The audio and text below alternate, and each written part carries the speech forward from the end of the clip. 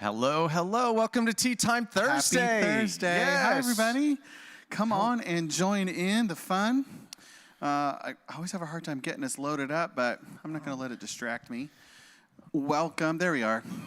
Oh, there you go. I turned mine down. There you go. So this is our time to sit and chit-chat, talk about what God is doing in the text for this weekend's worship services. And so pull over if you're driving or get to where you need to get. Jam the last French fry down. Or if you're going to lunch. If you're going to lunch. Just have it going in the background and engage. Yeah. So, it's meant to be casual and easy. We'd love to hear from you guys. Otherwise, we will just keep talking about what we want to keep talking about. Yes. So, that's really the big idea. You know, God's with us, not just when we're officially worshiping on Sundays, but throughout the week, throughout every moment of our lives, God's present. We were just talking about Jesus showing up in places.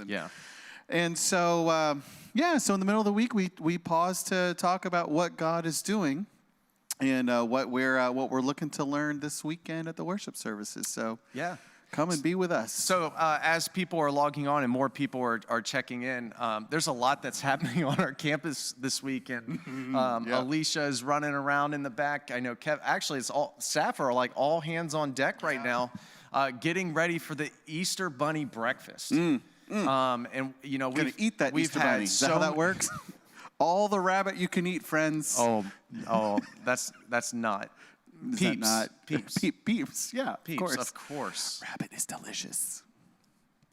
So, we're getting ready. I really hope there's not kids. I'm already like, how do we fix this? Damage control. The Easter Bunny will be here for pictures. Yeah, we're not going to eat the Easter Bunny. And we're going to have Absolutely breakfast not. and activities on Saturday. And it starts at 9:30 and runs to 11:30. I think it's going to run a little bit longer because we've just had so many people register to come out and join us. So there's still time. Go to our website and you can register. There's still room. There's still room for we're meeting the increase in signups by we've moved this breakfast around a little bit on our campus so we can accommodate it. I just walked up. So we're doing it in the gym, the biggest spot on our campus. And of course outside and it's one of the graces of COVID in that we have to be more precise, which is really kind of cool in how it's opening us up into more space on our campus, spreading this thing out. It's gonna be big, but I hope and I expect that it won't be big in the sense this is so huge, but that it'll still be that intimate family feeling of the love of God. I mean, that's what we're about, right? And so I love how our church manages to do that. The church is not the place, it's the people. And so the Easter Bunny breakfast is a place for the people to share that love and to the joy of children. Pancakes, delicious. Oh man. I'm so excited. I love pancakes. I feel like I need to fast for the pancake. Get ready. Yeah, a little like Thanksgiving. You got to prepare for it. Because it's going to be epic. So what you need to do is gorge yourself the day before to stretch the stomach. Oh, that's right. That's what I'm saying. And then this is write this down, friends. So, tips by Ryan. Tips to live by. Eat to get yourself sick the day before, right? And then do jumping jacks to really stretch it out. We should move on. This is damage control. We're eating rabbits and stretching our stomachs. So, guys, I see Becky's on, Josh is on. Check in with us. Let us know. Guys, thanks for joining us. We're going to shift gears, and we're going to actually start looking towards Sunday. Take a little glimpse, ask some questions, and we got a friend joining us as well. Bonnie's going to join us this week again, and so we're looking forward to that. So we'll be back in about 30 seconds. See you soon.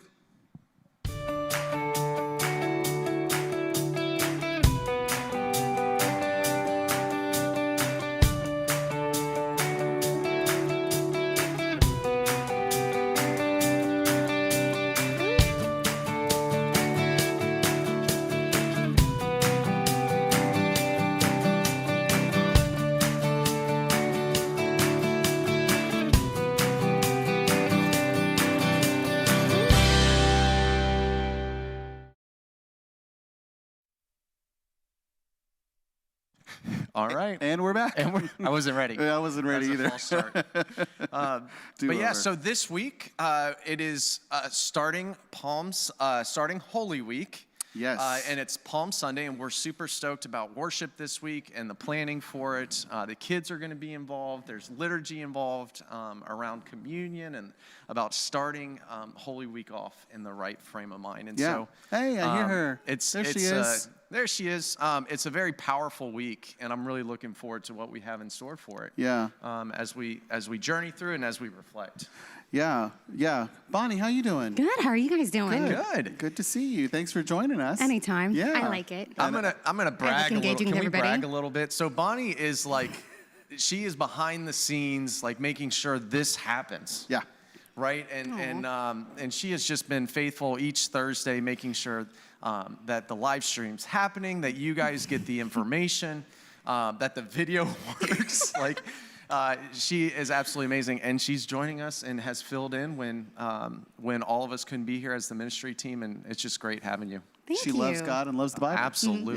Yeah. So Can't stop this woman. Nope. shifting gears. Shifting gears. Do you guys know how to drive stick? Yes. Anyone? In theory, I can't reach the So, clutch. No.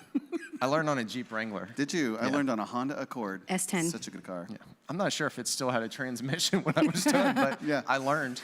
So, shifting gears. I don't like it, but I'll do it if I have to. You know, and it really is, so the season of Lent is this build-up preparation season. And we keep thinking it's a build-up to Easter, because it is. Right. But there is a shifting of the gears when you get to Holy Week. It's the scriptural story shift gears. There's, a couple of the Gospels really put a point on it, and they talk about Jesus, kind of that pivot in Jesus' life and ministry where he's heading to Jerusalem. And so he's still healing and teaching and all of that, but there's a shift. There's a purposeful shift, his date with destiny. And so we reflect on that with this week. But we start on the actual week of Holy Week, the last week of Jesus' earthly life and ministry before his death and resurrection, with his entry into Jerusalem, which, I mean, he's been in Jerusalem before. Right. And so this time, this is, if you've heard the story, it's not just a Jesus walking in, it's a huge, like a parade breaks out. Yeah. And you also see that it's a parade / protest march, because the signs and symbols of the parade are the people joyfully welcoming a victorious ruler, a king who comes in peace. And they're in Roman occupied Judea. I mean, Roman legionnaires are standing around, I'm sure. And so we tend to focus on the parade itself, and on Sunday there will be a joyful procession as part of our worship services in the morning, and which you'll be able to see online as well. But in Mark's version of the story, it's one of those where it's not just a spontaneous parade. It's not just... There's planning involved, right? So when you look at, we're in Mark 11, and it starts right at verse 1 of Mark chapter 11. It says, when Jesus and his followers approached Jerusalem, they came to Bethphage and Bethany. These are villages outside of Jerusalem, and Jesus has friends there. Friends like family live in the village of Bethany. At the Mount of Olives. So pause there. Maybe they unloaded some of their luggage, got a snack or something, right? And then they're going to keep going. So Jesus parks there, and he gave two disciples a task, saying them, go into the village over there, wherever there is, and as soon as you enter it, you'll find up there a colt that no one has ridden. Untie it and bring it here. If anyone says to you, why are you doing this? Say, its master needs it, and he will send it back right away. And that's what happens. And Mark's not the only one who tells the story this way. Mark just really kind of makes it punchy. But I love this idea that Jesus, again, who has been to Jerusalem before, is choosing to enter in a particular way. Yep. A way that identifies who he is. He's pulling to life an ancient prophecy from the prophet Zechariah, He's adopting a symbol that the city of Jerusalem has seen before, not those individuals, but it did happen maybe 3 generations back. I think it's Judas Maccabeus entered in this way. This is a thing. This is a thing that Jesus is taking on himself, and I can't help but feel like a little weird about it. Like, what do you all think of Jesus, who is essentially organizing his own victory parade into Jerusalem?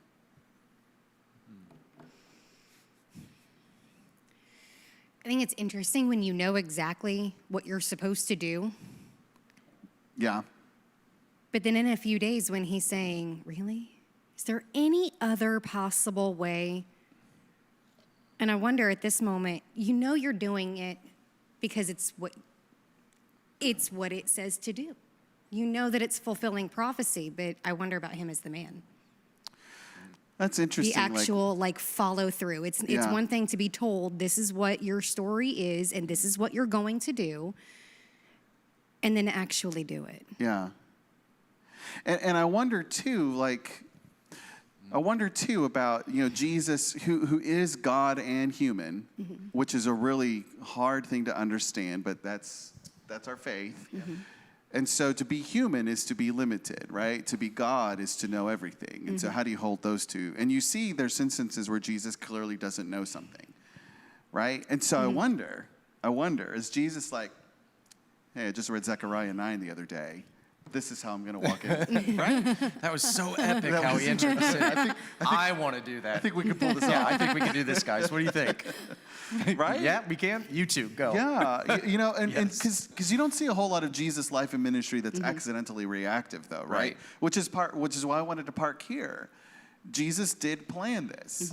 Did he plan it because of that prophecy? And he's like, I'm going to make sure that people know that, or did he simply plan it because he's teaching everyone a lesson about who he really is? I mean, he has not talked about himself in regal terms, at all. Couldn't it be both and? Yeah, it could. Most of the Bible is, I think. Well, because, what are the odds? You're going to go into this town, and not only are you going to find a donkey, but a baby that's never been ridden. Yeah. And these people are like, oh, Jesus needs it. Okay, go ahead. You're good. Go ahead and take it. Yeah, there's a little mystical, spectacular thing happening. Yeah, I was going to say, there's a lot there. Yeah, because Jesus effectively stole a donkey. He borrowed with intent to return. Yeah. He did, though. Yeah. He did tell him, go in there, find it. This is what you're going to say this, The and then master they're is going to in say need of it. this. Yeah. The master's in need of it. These people could have very easily been like, no. Yeah, no, the master's right in there having breakfast. Yeah. The master can come over here and ask him, who's Yeah. your master? Yeah. Well, and to think, the Roman guards were probably around. There's a lot of. This is a weird story. This is weird. Yeah. Because imagine the tense or the anxiety of the 2 disciples going. Right. This isn't Jesus going. He's like, no, you two go. It's like, don't worry, there'll be soldiers, and you're essentially taking this cult, which there's penalties for this, Right. that could cost them their lives. And it's not like shoplifting a little pack of gum or something. This is an animal. You can't hide it. You can't stick the colt in your pocket. Yeah. Put your cloak around You it. just throw a blanket over and pick it Put up. it under the baby stroller. Yeah, maybe make it anyway. I feel like they can make a movie about this. I think I would watch this movie. I would. Yeah, so one thing that's really cool about that, though, is, from our limited human perspective, looking at this story, it looks like Jesus stole a colt, right?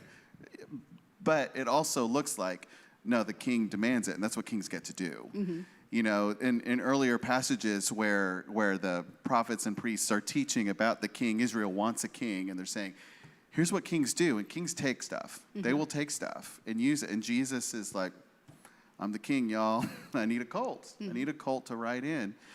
And so it's this fascinating blend of humility and majesty, which is part of the point. Part of the symbolism of the king riding in on the colt of a donkey is that this is a peaceful entrance into the city. Yeah. I love this. Everyone knows that Jesus can start a party, so they let him get what he wants and needs. There you go. Amen to Roberta. that. So good.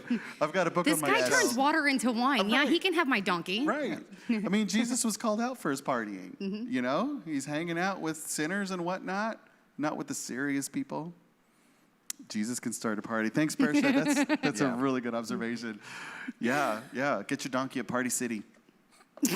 all your Palm Sunday supplies. Yeah, they got what you need. Maybe some balloons.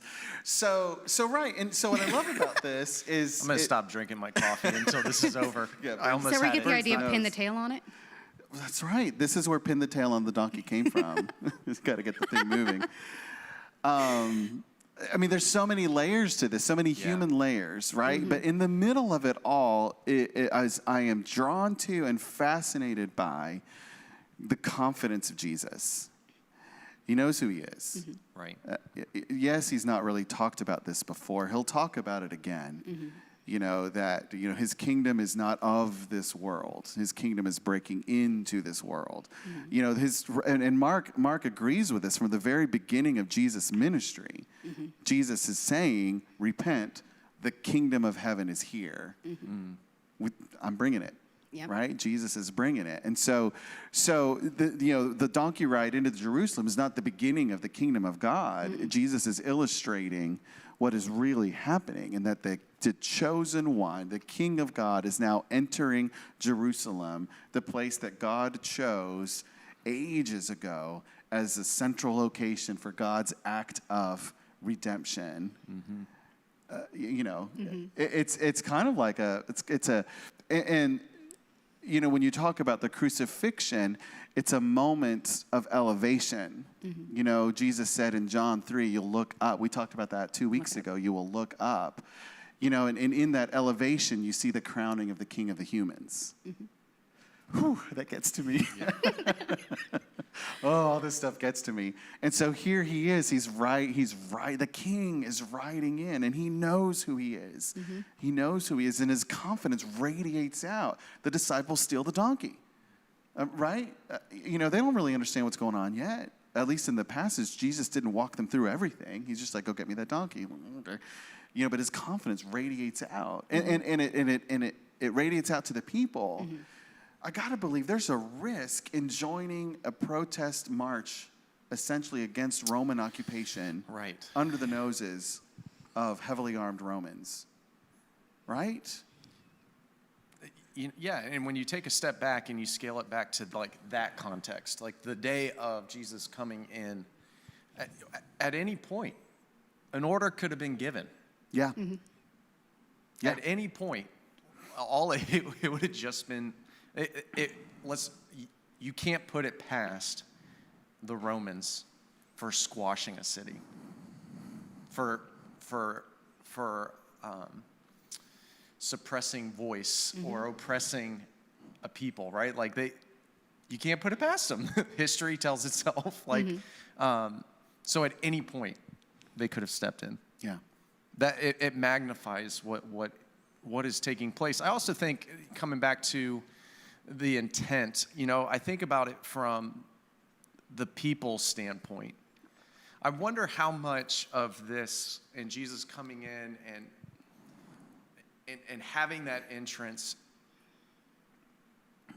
I'm trying how to word this, is like more of a good grace for the people. The people needed this. Like, I'm trying to put myself in their shoes.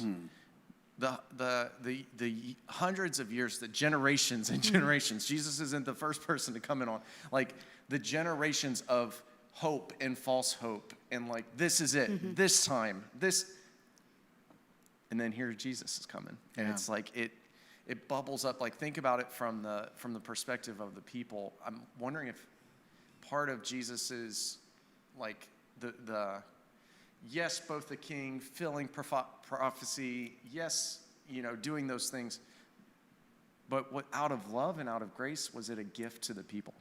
Yeah. Was it for the people to be able to come and have that hope and to find that that tangible thing to have hope for, to hold on to? Right.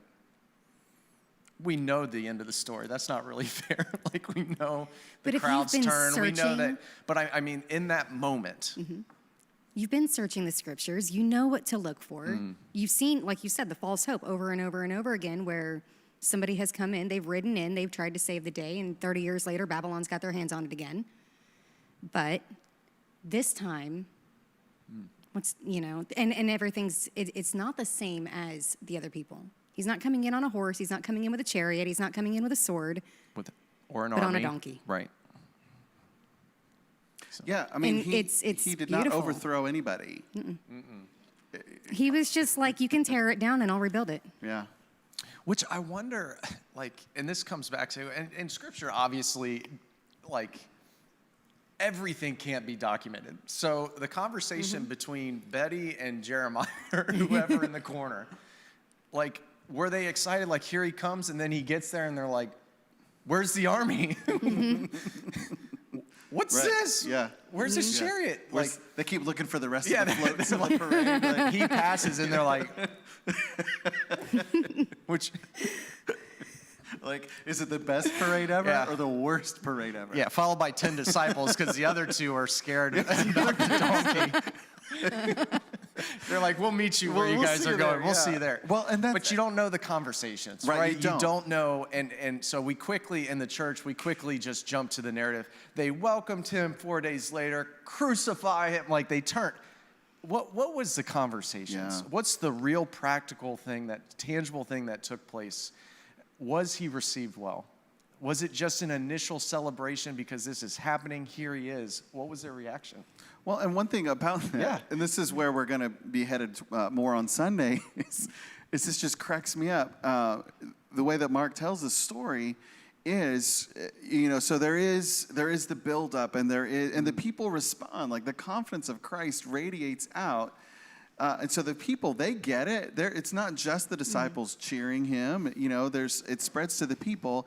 And then they get to not just the holy city, but the holy spot in the city, the temple. This is the place. This is exactly where the chosen one of God is going to go. Right. And so we're not celebrating just the idea of a political ruler, but this is back to the idea of God is king. Jesus shows up to the temple. And as Mark tells the story, Jesus shows up, looks around. Well, it's late, y'all. just goes back. He just, and I mean, does he still have the donkey? Is he just going to ride the donkey back out of town? Do they return it because they borrowed it with intent to return? Right? It just, it Yeah. just fizzles. Trying to figure, well, what was Betty and Jeremiah's reaction to this? We're just going to give people names. Right, right. Yeah. And, and I love this because, so often the majesty, the grandeur, what God is actually doing in a thing, it really happens more like this. We get a glimpse of something. Yes. We never really get the whole picture. And more of it develops with time. Like, we know where the rest of the story is going. But in that moment, I love that idea of the gift for the people. I love how the confidence of Christ, he knows who he is and what Yes. he's about. And it does something. Right. And so while it looks to me like this weird womp womp kind of an end, no, what needed to happen happened. Jesus is still entering. He's gonna, this whole week, part of it is a week of inauguration, a week of entering, a week of Jesus arriving to these moments of destiny, to the change of everything. For sure. Yeah. Percia's talking about this, the idea of someone so simple, right? Someone you wouldn't really look to making such an impact. And so there's the quick turn to, there's that threatening feeling that's part of Holy Week. This guy's a threat. There's part of the discussion in the Pharisees, it's Right. better for one guy to die than for the nation to be squashed. Right. Yeah. So There's that's just so part of it. much. I feel like I'm really excited about your sermon because I know.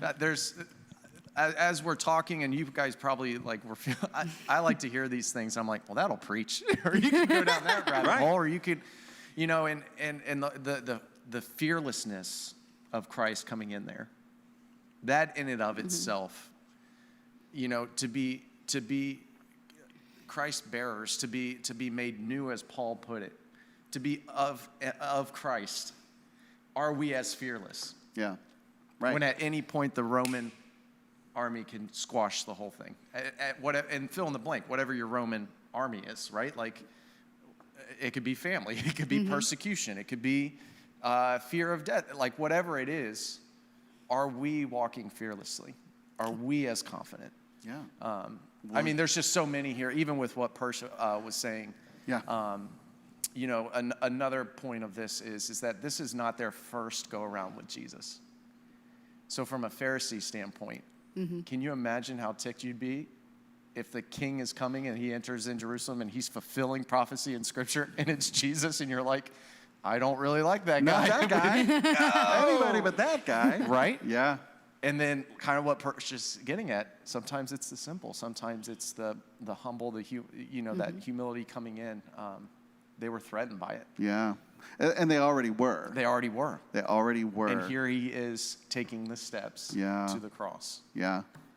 Let's go ahead and land there. Yeah. It's 12:27, but that last question you're asking, Eric, I think is worth, whatever you paid to log in. That whole spreading confidence of Christ. Christ knows who he is in this moment. It moves the disciples to do something pretty surprising. You don't see other really stories like that. You see that same confidence in the apostles in the early church. Yes. Some of the things that those guys did is really seeming crazy. But it's because of this confidence of the king, the rightful king. The king who can come in a parade and then decide, I've now completed what I needed to do. I'm going to go back home. Or back to where I'm staying, and do we have that same kind of trust and confidence in the way that we follow this king in the world? What does that look like? That's a great question, Eric. We got to wrap this thing up. Thank you for sticking with us. Yeah. And Jack engaging with us. Down your I'm going to go ahead and say goodbye now, so I can go back to my booth. Got to wrap it up. Thanks, Bonnie. Thank you, Bonnie. Just a brief walkthrough through our Holy Week celebration. So Saturday, the Easter Bunny breakfast. You can still, go on our website and register for that. We will make room and make more pancakes. Yep. And then Sunday is Palm Sunday. Our worship schedule is the same, 9:30 online and in person, 11 in person, 4 o'clock drive-in, and then our youth group meets at 5. And then in Holy Week, really the next thing that happens is our Good Friday. And it's really, it's really essential that the church participates in that. That's going to be online and in person. And it's going to be that moment of where we really go on those last days of journeying with Christ. What does it mean that this king has come to die? And then Saturday, we'll have a campfire reflection online, really sitting with the idea of Jesus in the tomb on Saturday. Right. And then setting us up for a joyful celebration. So we're not able to do sunrise online because we're going to be off-site. So if you're local, join us at the West Melbourne Community Park near the Field of Dreams, the amphitheater there at 6:30 in the morning. You're up anyway. Come on, and we'll have our full-on, the whole praise team's going to be there. We're going to do it big. Tell your neighbors. It's a great. I usually find that that's a service that actually gets a surprising amount of guests, folks that come out for a sunrise service. And I did want to mention, because some people, and especially if you're part of our online worshiping family and you are local, obviously a lot of it has to do with the pandemic. Yeah. So if that is maybe doesn't sit well with you, that there's a gathering and it's going to be outside, and maybe that would keep you from coming, we are offering a drive-in option. That's so right. you can pull in, you can, there's plenty of parking, you can pull in, park, and you can see the band shell probably 40 yards away, 30 yards away, you could still participate through the radio. Yeah, you'll still be there. You won't be up close. Yep, and you can see the sunrise still. Yeah. You can still experience it. And if that's a safe option for you, still come out and join us. Yeah, thanks for saying that. Yeah. And if you're strictly online, of course we're not leaving you out. Nope. So we'll have our 9:30 worship service will be fully online, and so you can celebrate the resurrection of Christ. At 9:30 in the morning.